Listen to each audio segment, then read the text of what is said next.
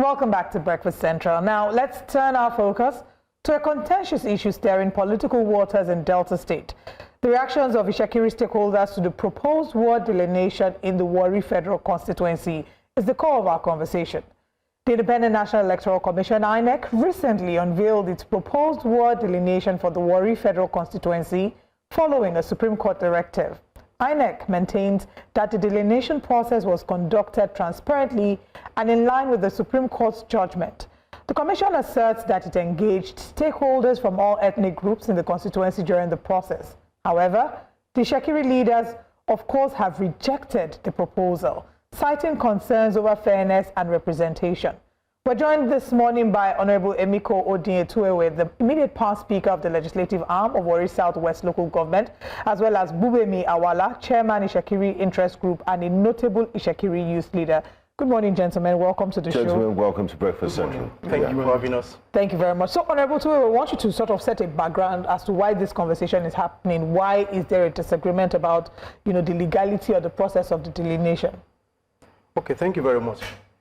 The pocket of disagreement here between the Itsekiris and especially Inec is that, of course, there was a judgment from the Supreme Court ordering a fresh delineation in the Warri Federal Constituency.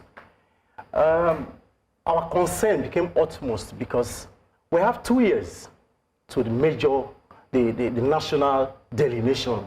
So why doing it now?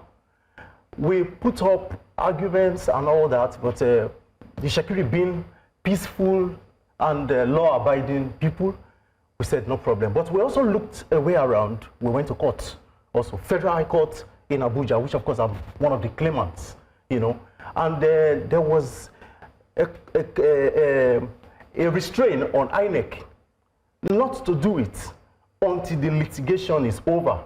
They even deposed to an affidavit to stalemate the exercise pending the outcome of the litigation. And in a no distance time, we got an information that Inec had conducted the delineation and they are calling for a meeting.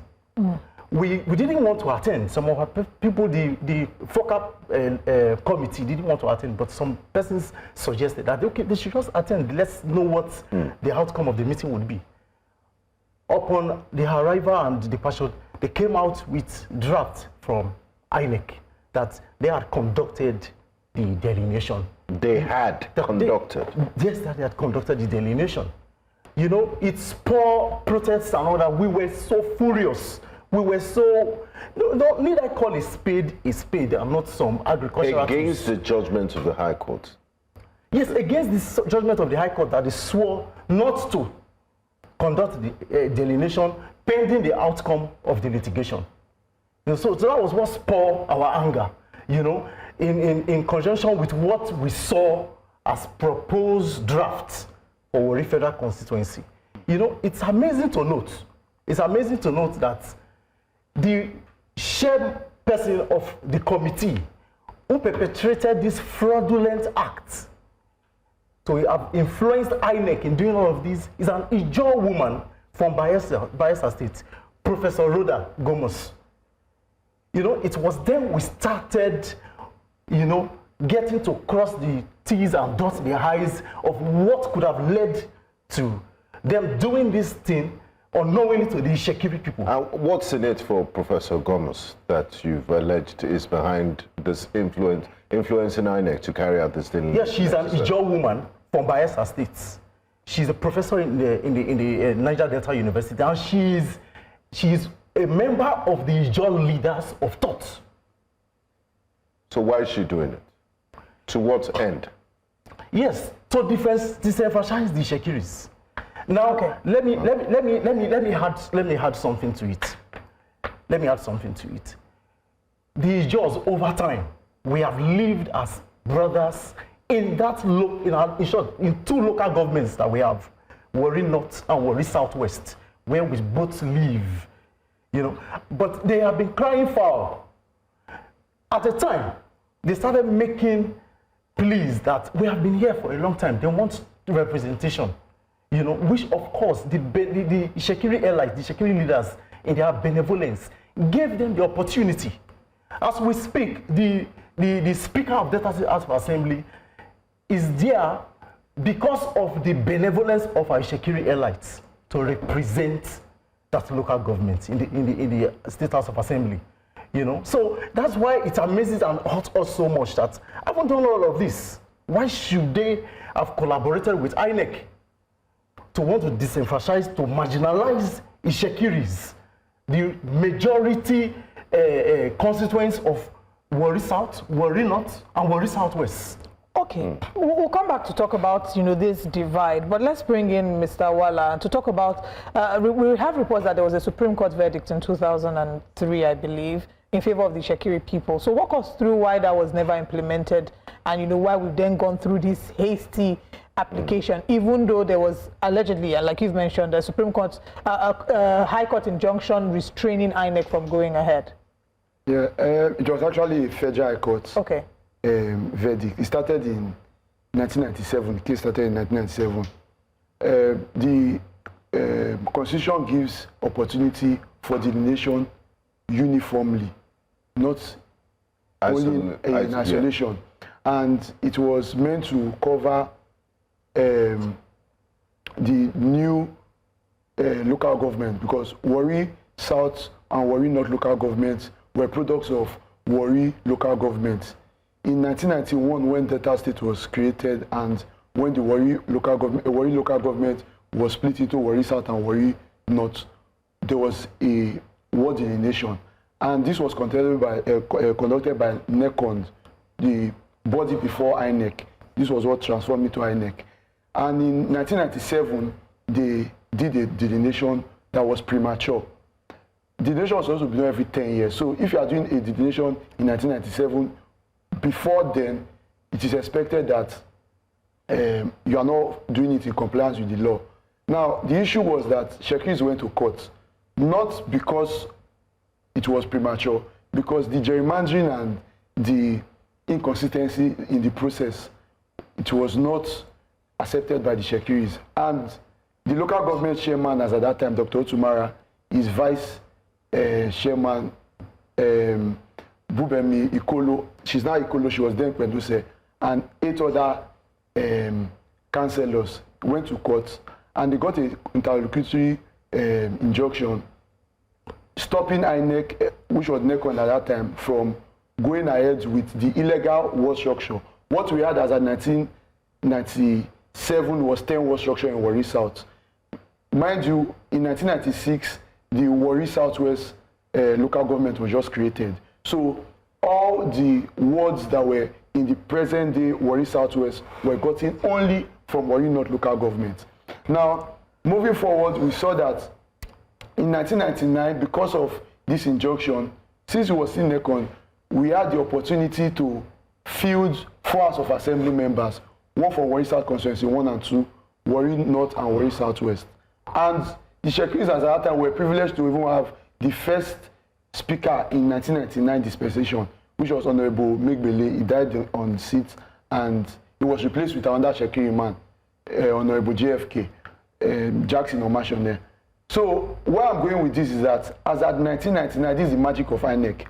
As at 1999, the court tranquility injunction was still ongoing, and up till 2003, before the Federal Court by Justice Alta gave a judgment in favor of the Itsekiris that the 12-ward structure was illegal, because what these people did was, there were 8 wards for the Itsekiris. So what they did was to merge the Itsekiri wards and reduce them to 6, and split the 2 robo wards in Warri South and increased it to 6. So with the judgment, the court agreed with our plea that it was premature, and Itsekiris needed to, and Inec needed to respect the 10-ward structure. Now, you will be surprised that in 2003, when this judgment came out, Inec should obey. What Inec did, they now went back to the illegal ward structure, which was supposed to be against what the court prescribed. Now, in 2004, the INEC headquarters in Abuja sent a memo to INEC headquarters in Delta State to obey the court judgment. They ignored it, and instead they went to Court of Appeal. There was no stay of injunction to at least say, okay, the illegality that has gone on, they want to maintain it. And this lasted in the Court of Appeal for 15 years, up to 2018. 2018, the process was struck out and they were asked to go back to 10-ward structure again. Now, the Itsekiris had an opportunity now to enforce it. So, contempt of court process started. When the contempt process started, INEC had the opportunity to implement it, but what they did, they asked for a withdrawal of the process that they are going to implement it this time, and they signed an MOU between the Itsekiri Youth Council, the judgment creditor, the Commissioner of Police, and INEC themselves.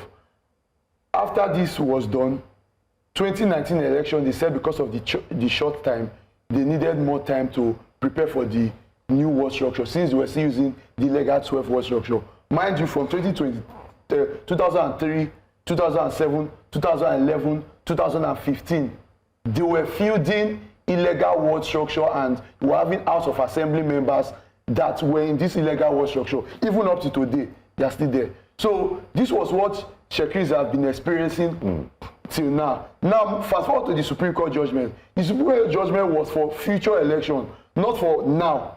This ward structure that it was illegally done was for present day dispensation. So you cannot have people sitting in the House of Assembly receiving salary and representing illegal ward structure. Meanwhile, INEC is saying they are doing a fresh delineation ahead of future election when there is present illegality going on now. Now, Honorable Emiko, our correspondent was there when the protest broke out against this delineation exercise. I believe some of your community members had put forward their grounds and grievances towards INEC. Has there been any official response from them, and what's the position of what's the way forward from your own end? Okay, to answer you straight, INEC had not responded. The only response was the publication announcing to Nigerians that it is a draft proposition, that we should note our observations, which of course we're here noting our observations too, to Nigerians. You see, what was done, my brother, is what I describe as Indian magic. I'm sure growing up, I used to hear Indian magic tale, you know, where one of the scenarios was when Nigeria and India, you know, had a match. Within 90 minutes of play, they gave Nigeria 101. That's exactly what was perpetrated by INEC, led by Professor Roda.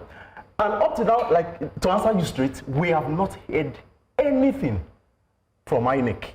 And need I make Nigerians know?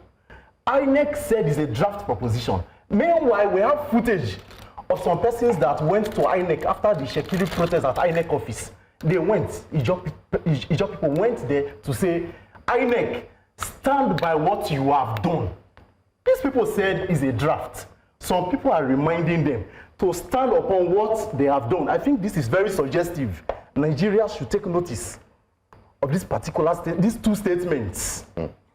Stand by what you have done. So only God knows what their treaty's backdoor is. So what are the implications for Itsekiri people if this exercise carries out? As it were, the purpose of this fraudulent exercise is to marginalize the Itsekiri people. You know, they didn't even put the historical context into the table. They disregarded it, including judgments, including the boundary adjustment issue that we have been talking about, where they didn't bring stakeholders of Itsekiri before implementing. before doing that boundary adjustment. They didn't. And by the commission's mandate, the testimonies of stakeholders are always required to do that kind of exercise. But the Itsekiri leaders were never put into consideration. It simply implies that they are determined to undermine us in our ancestral place. You've had multiple court cases. You've tried to address these grievances through the court over the years, and rightly so. Are you going to keep trying until you exhaust all legal means? Like I mentioned earlier, we are law-abiding people. We have, you see why we decided to seek interpretation from the Federal High Court is because according to Section 73, subsection 1 of the 1999 Constitution, you cannot do Warri Federal Constituency delineation in isolation. So it's law. So we are law-abiding people. Unfortunately for us, all judgments that have been in our favor have not been implemented by Inec. This is what brings to question what's the essence of this particular day, why the rush into this particular Supreme Court exercise. All right, let's bring in Mr. Awala into the conversation now. What would your response be to the Ijaw people, for example, who will argue about population advantage? When we are talking of population, we need to know we're not dealing with National Population Commission. I think INEC, they have successfully transferred their scope of job from election now to census. They don't know the difference between census and election. And I would like to educate INEC again if they are forgotten. Census considers everybody from a child to mother, adult and everybody. But the election process and INEC considers only people above the ages of 18. So if a population of 1 million has people less than 50% of the population less than 18 years, the people less than 18 years have no use to INEC. Now, if you are going to do a ward delineation, INEC has no business using census results. And even if you are going to use census results, use the 2006 census results, because since then we have not gotten any other census. So I don't know where they are getting their figures from. Now, if you say you are going to go ahead to create wards, wards have components of units within them, and units are collection of voters in different areas where they vote. So if now INEC is going to tell us now that you are going to create ghost wards that don't have units, you are going to create units that don't have voters, I'm wondering what they are using as their benchmark. Now, let me remind us that difference between election and census is that I am considered an indigenous of Warri. So during the elections, I go back, even if I'm staying in Lagos, to Warri to vote. But during census, if I'm staying in Lagos, I am counted in Lagos. So residency is considered in census, while indigens are considered in elections. Now, Tinubu is the president of Nigeria, is in the villa now, but during the election, it's expected that he will vote in Lagos. So the voters register is the only record that INEC has to determine the population when they are carrying out their activities in delineation. Secondly, the units. So what I'm seeing now is that INEC is now saying even when you're even doing this, just like my brother said, the testimonies are important. And what are the testimonies? The ownership of lands are now important to INEC because they work with indigens. Let me give a very brief history. In 1981, during the era of Shehu Shagari, the Bende State House of Assembly, led by Honorable Alegbe, had the opportunity to welcome protesters of Ijaw extraction that were residents in Warri local government as at that time. Now Warri local government is now Warri Federal Constituency. the motion was moved by Honorable Oprozo. Because the Ijos, they didn't have any representative in Warri local government, it was only Shekiris. So they had to use an Isoko man to move this motion for them. All right, let's hold a thought on using an Isoko man to move a motion, and we'll continue from there because we need to go on a very quick break, and when we come back, conversation continues. Welcome back to Breakfast Central. If you're just joining, we're discussing a current issue with the Itsekiri and the Ijaw people and speaking about the delineation exercise that the Itsekiri Leaders of Thought have rejected. We're joined this morning by two of our guests who have been speaking in depth to us about this. Honorable Emiko Odin Etuwewe, thank you very much again for joining us. And we also have Mr. Awala Gbubemi. Thank you very much for joining us.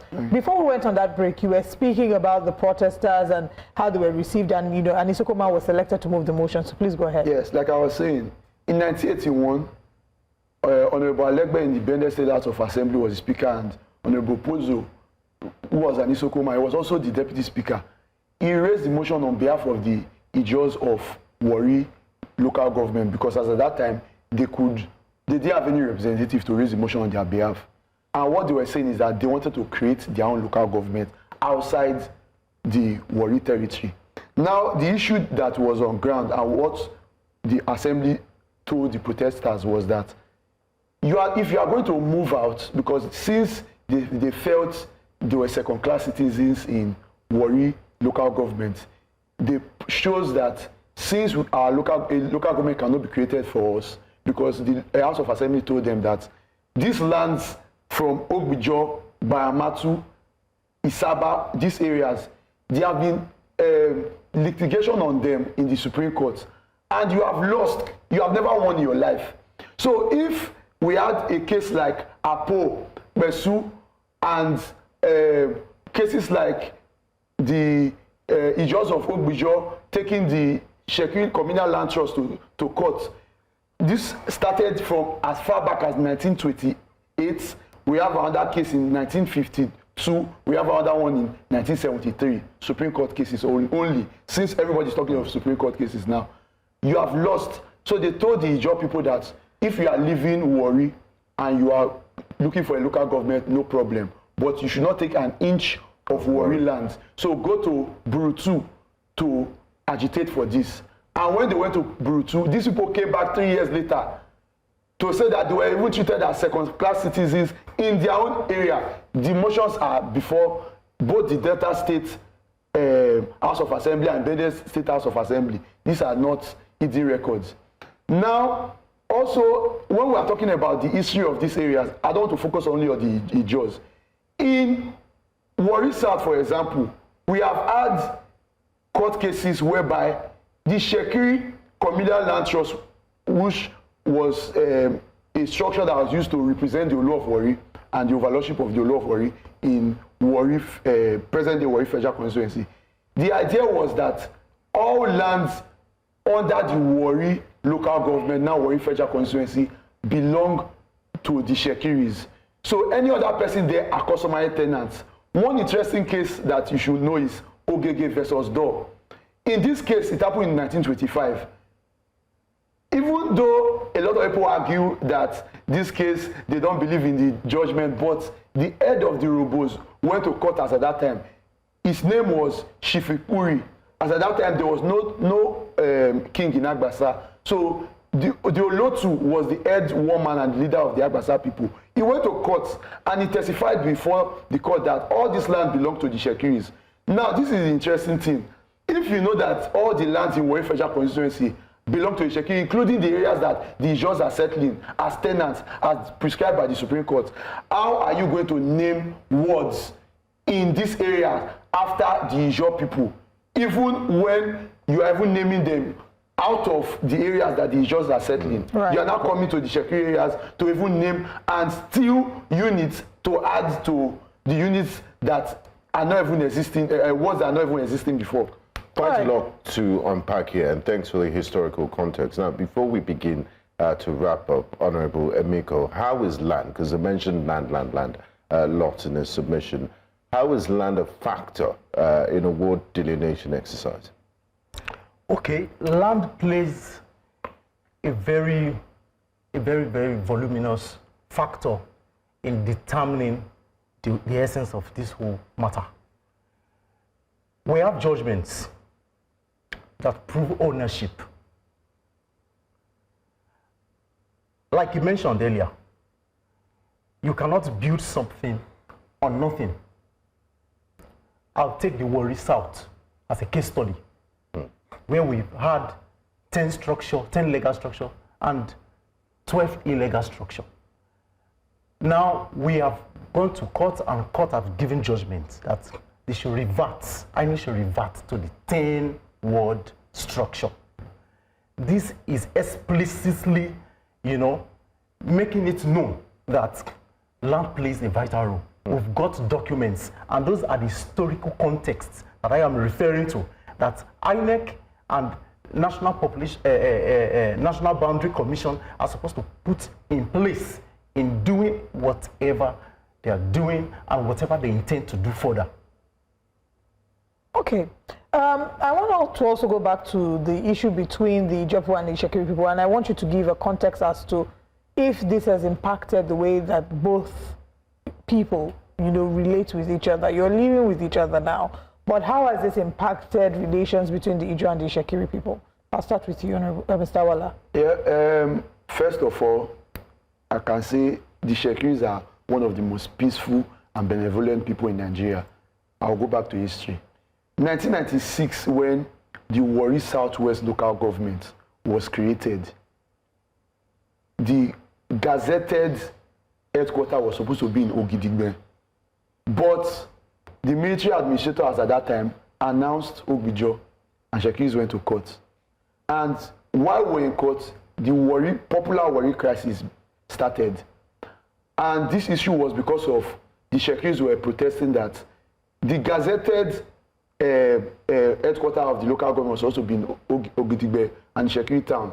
Now you are taking it to Ogbijo and Ijo area.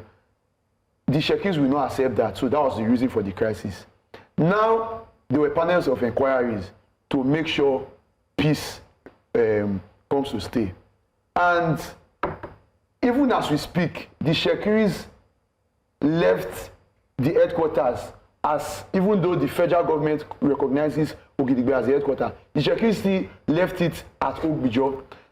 Another interesting thing you will know is that in Warri Southwest local government, Itsekiris used to produce the chairman, the vice chairman, the secretary, the House of Assembly member from that local government.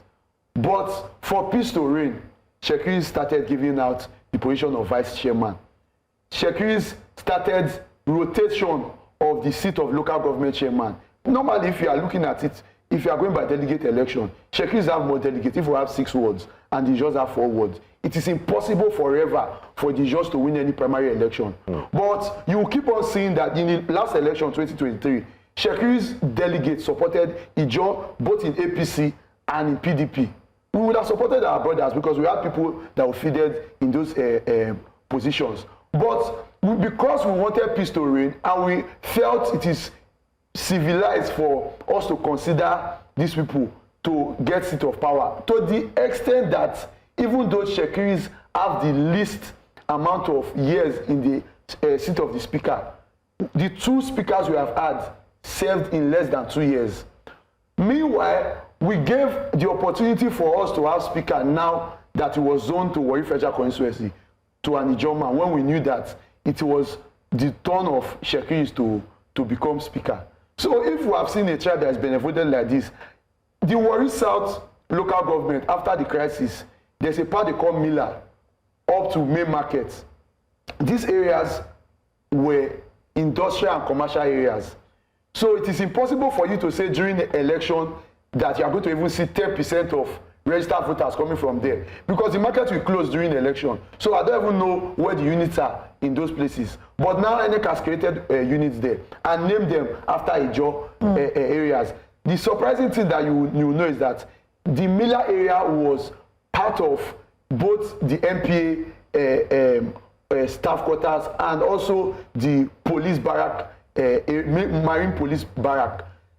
You will be surprised that during the crisis, a lot of Itsekiris staying in those areas left their houses. And the governor of Delta State at that time, James Ibori, called a panel to make sure that anybody occupying an house that does not belong to him will be compensated and sent back to where it's coming from. The Ijos were giving money to leave the houses that they don't own. They took the money and they remain there today. As I'm speaking to you, communities are coming out every day. You might wake up today and you see a signboard of a community that does not exist anywhere in government record, both even in population census record or Inec record. And you are surprised now that Inec are now giving these areas wards. Before I go, let me even make this clear. How do you expect a ward delineation to go on, whereby you will see that Itsekiris have 14, the just have 14 wards in Warri Southwest, and the Itsekiris have 5 wards. Meanwhile, before it was 6-4. The Itsekiris had 6 wards, and the just have 4. I would like my brother to even expatiate because this is local government. Right. All right. Okay. My local government, Warri Southwest, like you mentioned, we have, because Inec said that's the draft, so that the existing one stands. We have 10 wards, 6 belonging to Itsekiri, 4 belonging to the Ijos. As we speak on that draft, the Ijos have 14, Itsekiri is 5. From 6 to 5, they have depleted us from 6 to 5. And they have, that was the reason I said Indian magic. 4 are metamorphosed to 14. Now, I want to give a singular analogy to expatiate the fraud in this whole process that was never, known to us. We have a particular word called Baramatu word. Baramatu word is one of the 4 in the Ijo, belonging to the Ijos. We also have Oporoza, one of the 4 belonging to the Ijos, put together 2. The Oporoza has 25 units, while the Baramatu ward has 68 units. As we speak, those words has been transfigured by the magic to 9 wards. Why is my own ward, which is the Orere ward, by size and voter strength, is massive, just like the Uborodo, 60 wards respectively. Do you know those 2 words, 60 words, remain the same? So by demographic implication, the Itsekiris are comatosing like dinosaurs, while the Ijos are transfigurating. They are transfigured in multiple, in triples. So these are some of the factors that, of course, even a layman will be able to identify that some things have happened. So just before we wrap up now, what's the way forward? Yes, the way forward.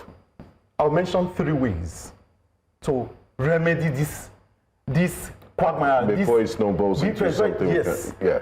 1, the federal government should inaugurate a panel of inquiry to interface with all stakeholders, the Itsekiris, the Urhobos, and the Ijos, and also evaluate they should evaluate the outcome of this draft.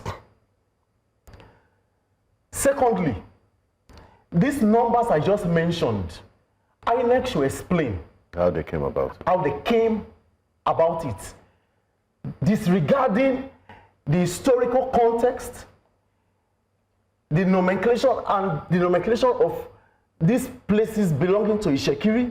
Like I said, we're the majority in the Warri Federal Constituency. And also, they should announce to Nigerians, they should announce to the panel how they arrived at some fictitious names, fictitious units in the Warri South local government.